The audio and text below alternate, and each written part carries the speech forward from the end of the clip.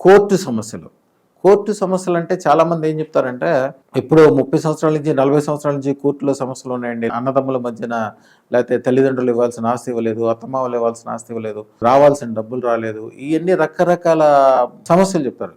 దానికి మన దగ్గరికొచ్చినోళ్ళు చూడండి, 40 సంవత్సరాల నుంచి ఇబ్బందుల్లో ఉన్నోళ్ళు కూడా. జనరల్‌గా కలెక్టర్ గారితో ఎవరికన్నా పనుందనుకోండి, కలెక్టర్ గారితో పనుంటే ఆయన ఎప్పటికీ చేయలేరు. ఆయనకి చాలా రూల్స్ ఉంటాయి.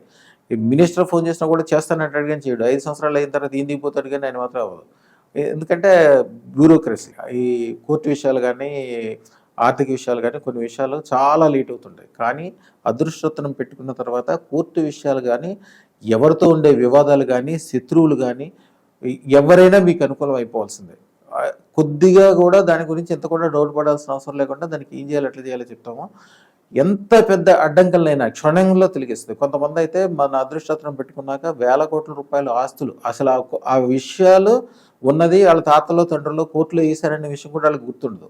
అట్లాంటిది వీళ్ళకి అనుకూలం అయిపోయి మన దగ్గరికి కొంతమంది వాళ్ళ ఇంటి దగ్గర నుంచి దాదాపు ఒక ఆయన అయితే 40 కిలోమీటర్ల దూరం నుంచి వాళ్ళ ఇంటి దగ్గర నుంచి కాళ్ళకి చెప్పులు లేకుండా నడుచుకుంటూ వచ్చాడు మన దగ్గరికి. ఎందుకంటే ఇప్పుడు మీ షాప్ కాదు సార్, మీ సంస్థ కాదు, నా దృష్టిలో ఇది దేవాలయం, మా ఇంటి దగ్గర నుంచి నడిచి వస్తామని మొక్కున్నాను అని చెప్పి కాళ్ళకి ఆయనకి ఎప్పుడు 40 సంవత్సరాల నుంచి ఉన్న కోర్టు విషయము మన దగ్గరకు వచ్చాక అతి త్వరలో అయిపోయింది. ఆయన ఎప్పుడు అవుతుంది అనుకోలేదు. దాని ద్వారా వచ్చే కోర్టుల లాభం గురించి కాదు, సక్సెస్. ఎందుకంటే మా నాన్నగారు చేయలేకపోయారు, మా తాతగారు చేయలేకపోయారు, నేను చేయగలిగా. నా దగ్గరికి ఈ సక్సెస్ వచ్చిందని ఆనందం, అసలు ఆనందం మామూలుగా నోటితో చెప్పలేము. అంత ఆనందంగా వాళ్ళు చెప్పింది. ఆ టెస్ట్ మండల్ కూడా మీకు దీంట్లో పెడతానే వెనకాల చూడండి. అట్లాంటి టెస్ట్ మండల్స్ రోజుకు 10-15 మంది చెప్తూనే ఉంటారు. శుభం భూయాత్. వీరు కల్లు శేఖర్ రెడ్డి గారు, కేఎస్ రియల్ ఎస్టేట్ కంపెనీ, పెద్ద అంబర్పేటలో ఉంటారు. వీరు ఇదివరకు వచ్చినప్పుడు కొద్దిగా ఆర్థికంగా ప్రాబ్లమ్స్ అని, ఒక ప్లాట్ విషయంలో వివాదంలో ఉండిపోవటం వలన దాన్ని సీజ్ చేయలేకపోవటం అలాంటి ఇబ్బందుల్లో ఉన్నప్పుడు వచ్చారు. దానికోసం వచ్చిన తర్వాత చాలా బాగా అయిపోయింది. ఎన్ని రోజులు అయిపోయింది మీకు?